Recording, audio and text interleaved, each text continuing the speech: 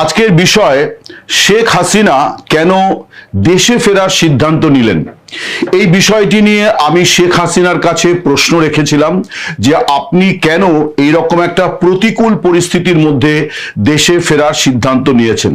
প্রতিকূল পরিস্থিতিগুলি আপনারা সকলেই জানেন যে ১ নম্বর, শেখ হাসিনার দল আওয়ামী লীগ গত বছরের 12ই মে থেকে সেই দলকে নিষিদ্ধ, তাদের কার্যক্রম নিষিদ্ধ করা আছে, তারা নির্বাচনে অংশ নিতে পারেনি এবং দমন পীড়ন গ্রেপ্তার এই বিষয়গুলি অব্যাহত আছে।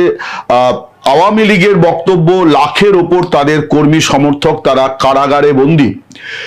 এছাড়া শেখ হাসিনা স্বয়ং তার উপরে তো মৃত্যুদণ্ডের খাড়া আছে, অর্থাৎ গত বছর 17ই নভেম্বর বাংলাদেশের আন্তর্জাতিক অপরাধ ট্রাইব্যুনাল শেখ হাসিনাকে একটি মামলায় মৃত্যুদণ্ড দিয়েছে, অর্থাৎ তাকে ফাঁসির সাজা দিয়েছে। এটা হলো একটি দিক। আরেকটি দিক হচ্ছে যে বাংলাদেশ সরকার সরকারিভাবে ভারত সরকারের কাছে শেখ হাসিনার প্রত্যর্পণ চেয়েছে। প্রত্যর্পণ একটি আইনি প্রক্রিয়া, অর্থাৎ একজন আসামিকে একটি রাষ্ট্র থেকে আরেকটি রাষ্ট্রের হাতে হস্তান্তর করা। এই যে বিষয়টি, অর্থাৎ বাংলাদেশ সরকার যখন প্রত্যর্পণ চাইছে এবং ভারত সরকার যখন সেই ব্যাপারে নীরবতা পালন করছে, অর্থাৎ উৎসাহ দেখাচ্ছে না হাসিনাকে ফিরিয়ে দেওয়ার ব্যাপারে, তখন স্বয়ং শেখ হাসিনা কেন নিজে থেকে তিনি ঘোষণা করলেন যে তিনি দেশে ফিরবেন এবং তার জন্য তিনি বাংলাদেশ সরকারের উদ্দেশ্যে তাদের প্রয়োজনীয় প্রস্তুতি নিতে বলেছেন। হাসিনা দেশে ফিরবেন এই ঘোষণাটি নতুন নয়, তবে গত 17ই মে, অর্থাৎ যেটাকে আওয়ামী লীগ শেখ হাসিনারই প্রত্যাবর্তন দিবস হিসেবে পালন করে, 1981-র এই দিনে তিনি ভারত থেকে 6 বছরের উদ্বাস্তু জীবন কাটিয়ে দেশে ফিরেছিলেন। সেই দিনটিতে এবার 17ই মে শেখ হাসিনা কয়েকটি নতুন কথা বলেছেন। 1 নম্বর নতুন কথা হচ্ছে যে তিনি দেশে অবিলম্বে ফিরতে চান। 2 নম্বর, তিনি বাংলাদেশ সরকারের উদ্দেশ্যে বলেছেন যে তার জন্য ফাঁসির মঞ্চ প্রস্তুত করা হোক, কারণ তার মৃত্যুদণ্ডের সাজা আছে। তিনি বলেছেন যে তাকে কোন কারাগারে রাখা হবে সেইটা প্রস্তুত করা হোক। 3 নম্বর, তিনি বলেছেন যে তার পাসপোর্ট ফিরিয়ে দেওয়া হোক, অর্থাৎ তার যে ডিপ্লোম্যাটিক পাসপোর্ট যেটা মোহাম্মদ ইউনূসের সরকার বাতিল করে দিয়েছে সেইটাকে বৈধ করে তাকে ফিরিয়ে দেওয়া হোক। 4 নম্বর, তিনি বলেছেন যে একটি বিমান, বাংলাদেশ বিমান বাহিনীর যে বিমান তাকে দিল্লিতে নামিয়ে দিয়ে গেছে, সেই রকম একটি বিমান তাকে পাঠানো হোক দিল্লিতে, তিনি সেই বিমানে করে সসম্মানে দেশে ফিরবেন এবং তারপর বিচার ব্যবস্থার মুখোমুখি হবেন। তাতে যদি তার ফাঁসি হয় তিনি ফাঁসির সাজাই মেনে নেবেন। আমি তার কাছে জানতে চেয়েছিলাম যে এই রকম প্রতিকূল পরিস্থিতির মধ্যে তিনি কেন এরকম একটা গুরুতর ঝুঁকিপূর্ণ সিদ্ধান্ত নিলেন। আপনারা ইতিমধ্যে হয়তো ওয়ালের পাতাতে নিশ্চয়ই খেয়াল করেছেন যে শেখ হাসিনা ওয়ালকে একটি দীর্ঘ সাক্ষাৎকার দিয়েছেন। এটা যথার্থই দীর্ঘ সাক্ষাৎকার, এত বড় সাক্ষাৎকার তিনি অন্য কোনো সংবাদ মাধ্যমকে দেননি এবং এই নিয়ে দ্বিতীয় সাক্ষাৎকার গত বছর নভেম্বর মাসে ওয়ালকে তিনি সাক্ষাৎকার দিয়েছিলেন এবং সেটা সেই প্রথম তিনি কোনো অনলাইন নিউজ পোর্টালকে সাক্ষাৎকার দেন, আবারও ওয়ালকেই দ্বিতীয় সাক্ষাৎকারটি একমাত্র অনলাইন নিউজ পোর্টাল যাকে তিনি সাক্ষাৎকার দিয়েছেন। বাকি যা সাক্ষাৎকার তিনি দিয়েছেন কিছু ভারতের সর্বভারতীয় স্তরের সংবাদপত্রকে দিয়েছেন। যাই হোক, আমি তাকে প্রশ্ন করেছিলাম যে কেন এই ঝুঁকি তিনি নিলেন। তিনি বলেছেন যে দেশের মানুষই ঝুঁকিতে আছেন, অর্থাৎ দেশে কোনো আইন শৃঙ্খলা নেই, চরম অর্থনৈতিক দুর্বিপাক চলছে, জিনিসপত্রের অত্যন্ত মূল্য বৃদ্ধি, মব সংস্কৃতি চলছে, বিচার ব্যবস্থা ভেঙে পড়েছে, রাজনৈতিক প্রতিপক্ষের কোনো অধিকার নেই, তারা মিটিং মিছিল করতে পারছে না, লাখে লাখে আওয়ামী লীগ নেতা কর্মীকে এলাকা ছাড়া করা হয়েছে, লাখের বেশি কর্মী তারা কারাগারে বন্দী, মানে কয়েকশো কর্মীকে হত্যা করা হয়েছে। এইরকম অনেক পরিস্থিতির কথা মানে বর্ণনা করে তিনি বলছেন যে আমি তো একটি দলের নেত্রী, ফলে আমার কর্মীরা যেভাবে ওইখানে এই পরিস্থিতি সামাল দিচ্ছেন বা এই পরিস্থিতির মুখোমুখি, তখন আমার যেতে অসুবিধা কি, আমি তো যাবই। এবং তিনি বলছেন যে আমি জানি আমার মৃত্যুদণ্ডের সাজা হয়েছে, যদি বিচারে শেষ পর্যন্ত এই সাজাই বহাল থাকে তাহলে আমার মৃত্যুদণ্ড হবে। তিনি বলছেন যে তিনি শেখ মুজিবুর রহমানের দৃষ্টান্ত দিয়ে বলছেন যে মুক্তিযুদ্ধ চলাকালীন শেখ মুজিবুর রহমানকে যখন পাকিস্তানের কারাগারে বন্দী করে রাখা হয়েছিল, তখন তার সেলের পাশেই তার কবর খোঁড়া হয়েছিল। অর্থাৎ পাকিস্তানি শাসকদের পরিকল্পনা ছিল যে বাংলাদেশের মুক্তিযুদ্ধ ভেস্তে দিতে শেখ মুজিবুর রহমানকে হত্যা করে ফাঁসি দিয়ে, একটা সাজানো মামলায় তাকে ফাঁসি দিয়ে তারপর তাকে কবর দিয়ে দেওয়া কারাগারের মধ্যেই। যে চেষ্টাটা তারা আগরতলা ষড়যন্ত্র মামলার সময়তেও করেছিল, কিন্তু ব্যর্থ হয়েছিল গণ আন্দোলনের মুখে। শেখ হাসিনা বলছেন যে সেই বঙ্গবন্ধুর রক্ত আমার শরীরে বইছে, ফলে আমি মৃত্যুকে ভয় করি না, আমি মৃত্যুর মুখোমুখি হতে বিন্দুমাত্র কুণ্ঠিত নই, আমি এ ঝুঁকি নিচ্ছি আমার দল এবং আমার দেশের স্বার্থে। উনি বারে বারে সাক্ষাৎকারে অনেকগুলি জায়গায় তিনি বলেছেন যে শুধু দল নয়, আমি আমার দেশের কথাও বিবেচনা করছি, কারণ বাংলাদেশটাকে যে জায়গা পর্যন্ত আমরা টেনে এনেছিলাম, যে উচ্চতায় এনেছিলাম, সেখান থেকে বাংলাদেশ অনেক পিছিয়ে গিয়েছে, ধ্বংস করে দেওয়া হয়েছে এবং মৌলবাদীরা, জঙ্গিরা তারা এই দেশটিকে এখন চালনা করছে। তিনি বলছেন যে বাংলাদেশ সংসদে এখন মুক্তিযুদ্ধ বিরোধী, যুদ্ধাপরাধী এবং জঙ্গিবাদী মানসিকতার লোকেরা বা এই মতবাদে বিশ্বাসীরা তারা এখন বাংলাদেশ সংসদে আছে। ফলে এই যে পরিস্থিতি, এই পরিস্থিতিতে ফাইনালি তিনি সিদ্ধান্ত করেছেন যে তিনি দেশে যাবেন, যত ঝুঁকিই থাক তিনি সেই ঝুঁকি মোকাবিলা করবেন।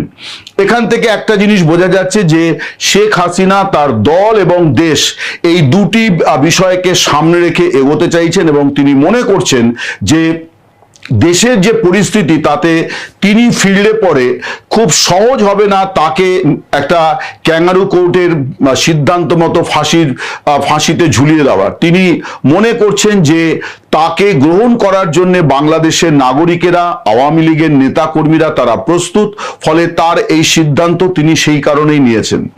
আরো একটি বিষয় শেখ হাসিনা বলেননি, কিন্তু রাজনৈতিকভাবে বা আমারও ব্যক্তিগতভাবে যে জিনিসটা মনে হয় যে বাংলাদেশে সাম্প্রতিককালে আলোচিত প্রত্যাবর্তন হচ্ছে তারেক রহমানের, যিনি বর্তমানে প্রধানমন্ত্রী।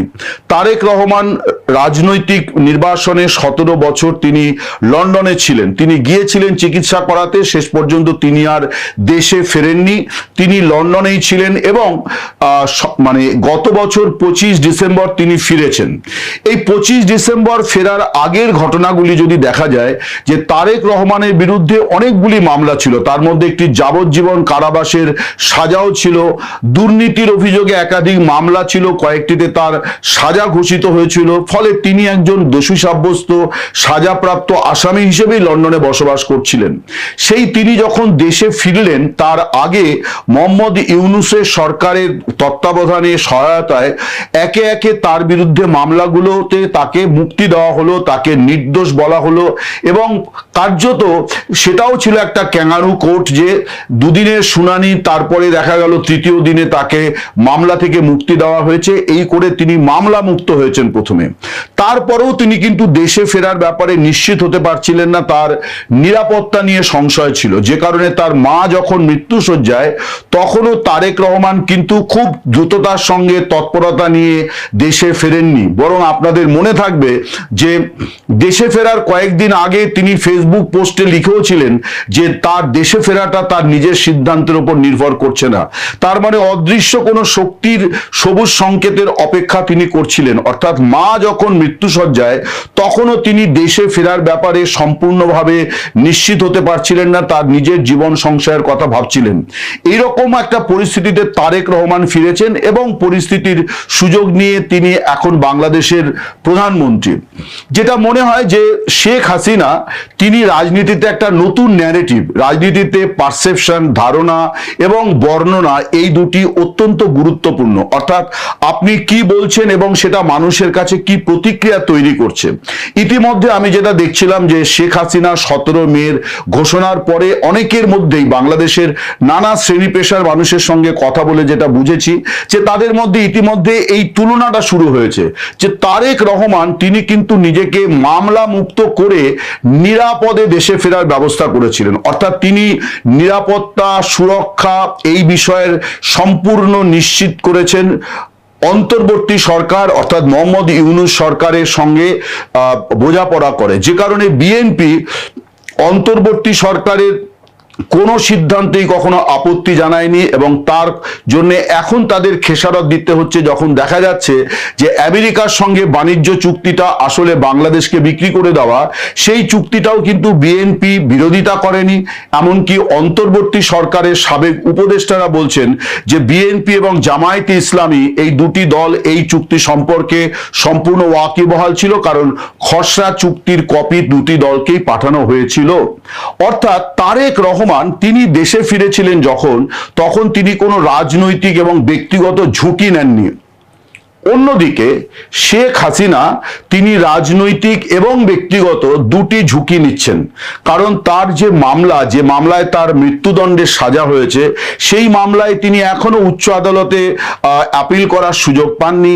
এখনো পর্যন্ত তিনি রাষ্ট্রসংঘের বিভিন্ন সংস্থার কাছে দরবার করছেন যে তার মামলাটিতে তারাও যাতে হস্তক্ষেপ করে এবং তিনি যাতে একটি ন্যায় বিচার পান। তিনি বলছেন যে বিচারের মুখোমুখি হতে আমার কোনো ভয় নেই, কিন্তু আমাকে ন্যায় বিচার নিশ্চিত করা হোক। কিন্তু এই ন্যায় বিচার কবে নিশ্চিত হবে এর জন্য তিনি আর অপেক্ষা করতে রাজি নন। তিনি এটা জানেন যে ন্যায় বিচারের না পাওয়ার সম্ভাবনা তার অনেক বেশি, এই ঝুঁকি আছে। তার কারণ বাংলাদেশের বিচার ব্যবস্থাটা ঠিক কেমন সেটা কিন্তু এই অন্তর্বর্তী সরকারের সময় আরো তীব্র হয়েছে, অনেকটাই স্পষ্ট হয়েছে যে ভার্চুয়ালি সরকারের কথাতেই শিলমোহর দিয়ে দিচ্ছেন বিচারপতিরা।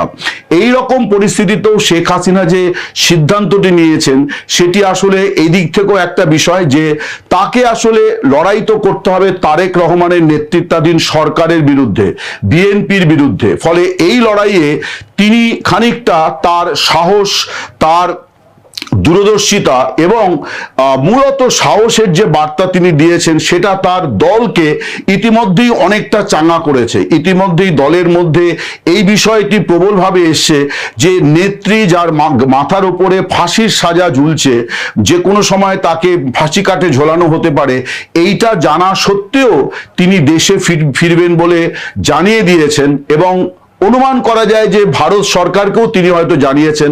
কারণ আমি এই প্রশ্নটি তাকে করেও ছিলাম, তিনি বলেছেন যে তার এই সিদ্ধান্ত নেওয়ার ক্ষেত্রে ভারত সরকারের কোনো ভূমিকা নেই, তাদের কোনো পরামর্শের বিষয় নেই।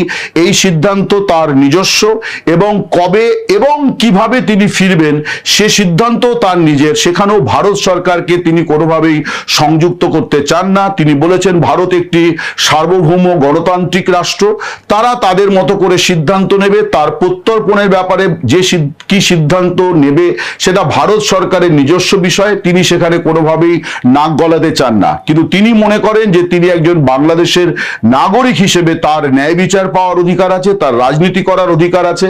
একটি বিশেষ পরিস্থিতিতে তাকে দেশ থেকে চলে আসতে হয়েছিল, তিনি বলছেন যে আমি তো পালাইনি, আমাকেই বিমান বাহিনীর বিমান দিল্লিতে পৌঁছে দিয়ে গিয়েছে এবং সেটা বিমানে ওঠার পর আমি জানতে পেরেছিলাম যে এই রকম একটি সিদ্ধান্ত হয়েছে। তার কারণ নিরাপত্তা আধিকারিকরা তাকে বলেছিলেন যে দেশে আপনার পক্ষে থাকাটা ঝুঁকিপূর্ণ, যে কোনো সময় আপনার উপর আক্রমণ হতে পারে। তার কারণ অভ্যুত্থানকারীদের অনেকেরই মূল উদ্দেশ্য হচ্ছে আপনাকে হত্যা করা। শেখ হাসিনা বলেছেন যে এই রকম একটা পরিস্থিতিতে তিনি দেশ ছেড়েছিলেন, স্বভাবতই তিনি এখন দেশে ফিরতে চান। যেটা বোঝা যাচ্ছে যে শেখ হাসিনা একদিকে তার দলকে চাঙ্গা করার সিদ্ধান্ত নিয়েছেন, যে তিনি এই ঝুঁকিটা নিচ্ছেন, ফলে দেশে যারা লড়াই সংগ্রাম করছে তারা আরো বেশি চ্যালেঞ্জিং মুডে আন্দোলন সংগ্রাম করবেন, এইটা একটা। 2 নম্বর হচ্ছে যে তিনি গোটা বাংলাদেশের রাজনীতির মধ্যে এই আলোচনাটা নিয়ে যেতে চাইছেন যে তারেক রহমানের মতো তিনি নিরাপত্তা সুরক্ষা নিশ্চিত করে এবং নিজেকে ইউনূস সরকারের সহায়তায় মামলা মুক্ত করে দেশে ফেরার পথে তিনি যাচ্ছেন না। তিনি ঝুঁকি নিয়ে যাচ্ছেন, কারণ মামলার পরিণতি সম্পর্কে তার কিছু জানা নেই। তিনি বলছেন যে মামলায় যদি শেষ পর্যন্ত ফাঁসি বহাল থাকে তাহলে আমাকে সেটা মেনেই নিতে হবে। এই হচ্ছে শেখ হাসিনার বক্তব্য, যেটা তিনি দ্য ওয়ালকে বলেছেন একান্ত সাক্ষাৎকারে, এবং এই প্রশ্নটাই আমি তাকে করেছিলাম, কেন এত বড় ঝুঁকি তিনি নিচ্ছেন। এই ছিল শেখ হাসিনার ব্যাখ্যা, এটাই আপনাদের কাছে পেশ করলাম।